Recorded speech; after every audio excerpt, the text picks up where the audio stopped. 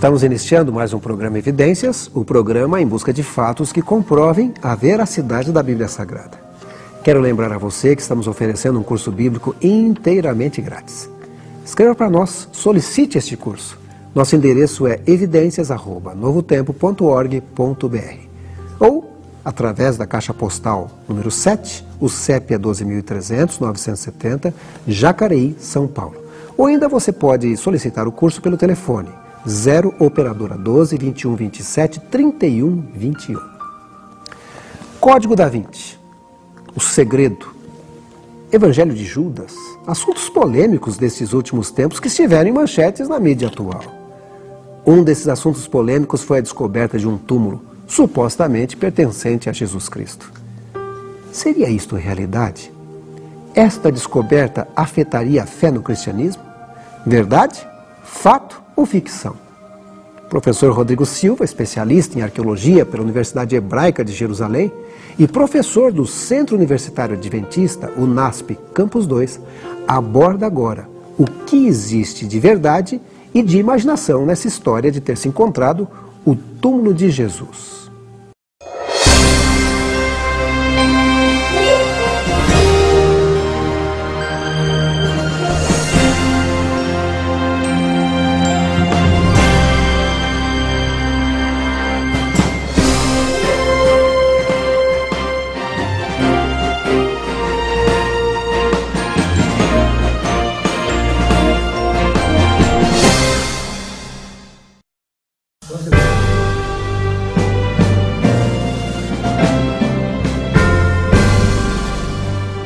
O nome de Jesus Cristo tem atraído a atenção de muitos nos últimos anos.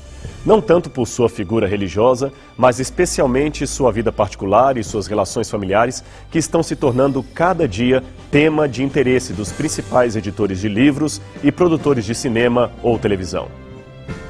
Como se não bastassem as recentes polêmicas criadas pelo Código da Vinci e o Evangelho de Judas, temos agora o mais novo capítulo da saga, que é o The Lost Tomb of Jesus, ou O Túmulo Perdido de Jesus.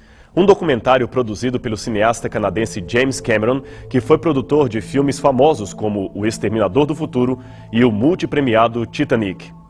Anunciado com estrondo por Cameron, o documentário mostra alguns ossuários que fariam parte de um grupo de 10 caixões de pedra encontrados em 1980 durante a construção de um edifício na região de Talpiot, no subúrbio sul de Jerusalém.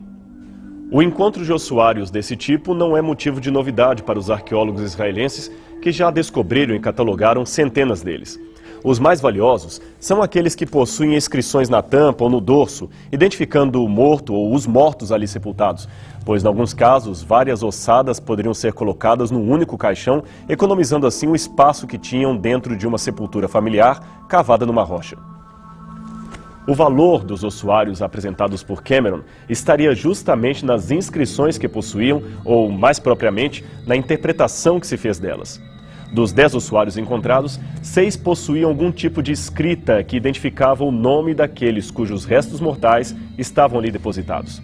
A primeira foi traduzida como pertencente a Yeshua bar Yosef, Jesus, filho de José. A segunda, a Maria. A terceira, a Mariamene Mara. O quarto, a Yosé, um provável irmão ou pai de Jesus. O quinto, a Matia, ou Mateus. E, finalmente, o sexto, a Judá bar Yeshua, ou Judá, filho de Jesus. Com tantos nomes semelhantes aos da Bíblia, a mente de alguns fervilha diante de muitas oportunidades e novas teorias. E você consegue imaginar qual a interpretação dada pelo cineasta?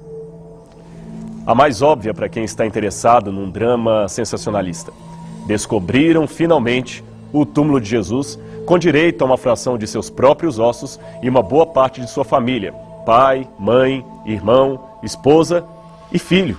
Isto mesmo, pois os produtores também anunciaram que um dos caixões, aquele que trazia o nome de Mariamene Mara, pertencia a Maria Madalena, interpretada mais uma vez como a esposa de Cristo. Mariamene, nesse caso, seria para os produtores o seu verdadeiro nome e Madalena apenas um apelido. Quanto ao último caixão, aquele pertencente a Judá bar Yeshua, não precisa ir longe para imaginar que se tratasse de um filho de Jesus e Maria Madalena. O mais urgente, porém, dessas declarações é que o documentário deixou propositadamente para a reflexão do público espectador o fato de que, caso procedessem pelo menos parte dessas conclusões, então Jesus Cristo jamais teria ressuscitado dentre os mortos e, por isso, não teria sido o legítimo Filho de Deus. Ora, se Jesus não ressuscitou e mentiu ou se equivocou acerca de quem ele realmente era, a fé de 2 bilhões de pessoas não passa de um verdadeiro delírio. E o cristianismo, como doutrina, seria a pior farsa da história humana. Será que Jesus realmente ressuscitou dentre os mortos? Há alguma credibilidade no documentário de James Cameron? Tentando responder já no passado àqueles que negavam a ressurreição de Cristo, o teólogo e tradutor Ronald Gregor Smith fez uma declaração bastante inquietante acerca do cristianismo. Ele diz: nós podemos tranquilamente supor que os ossos de Jesus repousam em algum lugar da Palestina. A fé cristã certamente não seria destruída por essa admissão. Pelo contrário, é justamente agora, quando tais questionamentos são feitos, que começamos a estar em posição de descobrir o verdadeiro significado da ressurreição como uma parte integral da mensagem concernente a Jesus. Mas será que os primeiros cristãos, especialmente aqueles que testemunharam pessoalmente o evento da ressurreição ou conheceram outros que testemunharam, concordariam com a declaração deste escritor? É certo que não. Vejamos o que disse o apóstolo Paulo, um dos primeiros teólogos a escrever acerca desse tema. Sua declaração está hoje incorporada na Bíblia Sagrada, mais precisamente na primeira carta aos Coríntios, capítulo 15, versos 12 a 26. É um longo texto e eu convido você a acompanhá-lo comigo. Ora, se prega que Cristo ressuscitou dentre os mortos, como dizem alguns dentre vós que não há ressurreição dos mortos? E se não há ressurreição dos mortos, também Cristo não ressuscitou. E se Cristo não ressuscitou, logo é vã a nossa pregação e também é vã a vossa fé. E assim somos também considerados como falsas testemunhas de Deus, pois testificamos de Deus que ressuscitou a Cristo, ao qual, porém, não ressuscitou, se na verdade os mortos não ressuscitam.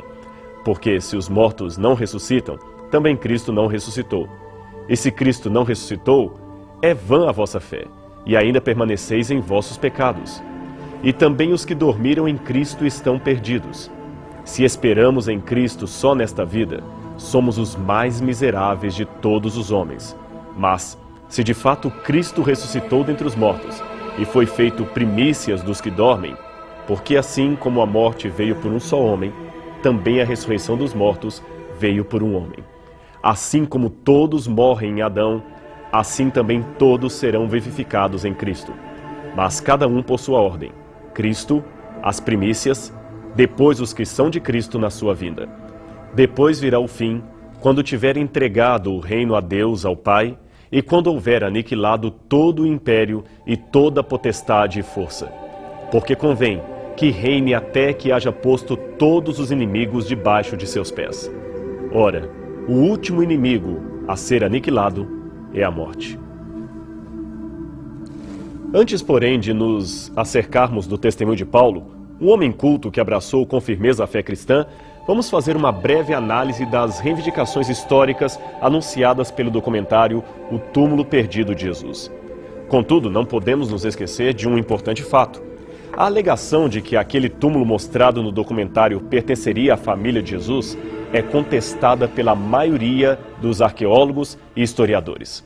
Entre eles temos os doutores Shimon Gibson, professor de arqueologia do Instituto Albright de Jerusalém, e Amos Kloner, catedrático da Universidade Bar Ilan e arqueólogo oficial do Distrito de Jerusalém. Ambos foram responsáveis pela descoberta e catalogação da tumba em 1980, portanto são especialistas que não podem deixar de ser ouvidos. O próprio Dr. Kloner afirmou que os ossuários encontrados em Talpiot possivelmente pertenceriam a uma família judia de classe média do primeiro século antes de Cristo. Logo, não seriam contemporâneos históricos do Mestre de Nazaré. Neste caso, sua semelhança com o nome de Jesus e seus familiares seria mera coincidência. Em entrevista à agência Reuters, Kloner ainda acrescentou que não poderia acreditar que a família de Jesus tivesse uma tumba em Jerusalém, pois ele era pobre e vivia em Nazaré. Logo, deveria ser sepultado ali. De fato, as evidências históricas confirmam essa conclusão. Segundo a Bíblia, Jesus vinha de uma família pobre e os principais céticos não parecem se opor a isto. Sendo assim, ele jamais teria condições de ter uma caverna tumular como aquela de Talpiot, que seria propriedade de pessoas bem posicionadas financeiramente. Os túmulos das pessoas ricas eram cavados nas rochas e encostas das colinas que ficavam fora dos muros da cidade. Este que você vê é considerado como pertencente aos parentes do rei Herodes. Note que uma pedra bem talhada serve de bloqueio para a entrada da gruta, onde o corpo ficava depositado, sem a possibilidade de ser maculado por estranhos. Dentro do túmulo, geralmente havia um ou mais compartimentos para o depósito de um corpo recém-falecido e vãos menores para a colocação dos ossuários de pedra.